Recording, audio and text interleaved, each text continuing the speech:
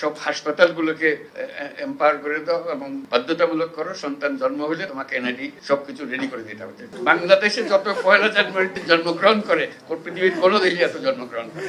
আমাদের অভিজ্ঞতা, আমাদের কাজের মধ্যে অভিজ্ঞতা হলো যে আপনার নাম বলেন হাসি না, আমিনার মা, আমিনার মা। তাকে কোনোদিন বলা হয়নি তার নাম অমুকের মেয়ে হয়ে সে জন্মগ্রহণ করেছে, অমুকের ছেলে হয়ে সে জন্মগ্রহণ, অমুকের ছেলে ওকে অমুকের নাতি। মানুষের এনআইডি নিয়ে জিল্লতি, এটা বিশ্বাসযোগ্য না, এত রকমের জিল্লতি হয়। এখন আমরা বলছি যে সব হাসপাতালগুলোকে এম্পাওয়ার করে দাও এবং বাধ্যতামূলক করো, সন্তান জন্ম হলে তোমাকে এনআইডি সবকিছু রেডি করে দিতে হবে।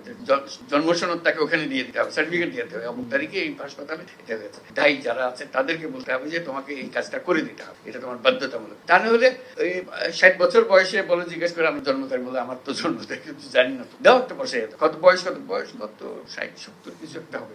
মানুষ নিজের নাম জানে না, এদের নিয়ে আমাদের কাজ করতে, নিজের নাম জানে না। আমাদের অভিজ্ঞতা, আমাদের কাজের মধ্যে অভিজ্ঞতা হলো আপনার নাম বলেন হাসি না, আমিনার মা, আমিনার মা।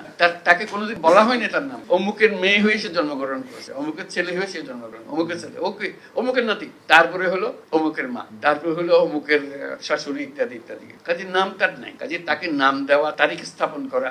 আমাদের যত এনআইডি আছে তার মধ্যে 50% হলো যে বুঙার জন্ম তারিখ, আরো বেশি হতে পারে। আর আমার জন্ম তারিখ তো আমাদের জানা নেই। এইভাবে আমরা হয়েছে। আমাদের বেশিরভাগ স্কুল কলেজের শিক্ষকদের দায়িত্ব হলো, বিশেষ করে প্রাইমারি স্কুলে ম্যাট্রিক পরীক্ষার সময়, এখন এইচএসসি এসএসসি এগুলো, যে হেডমাস্টার জন্ম তারিখ বসে, এবং বেশিরভাগের জন্ম তারিখ হলো 1 জানুয়ারি।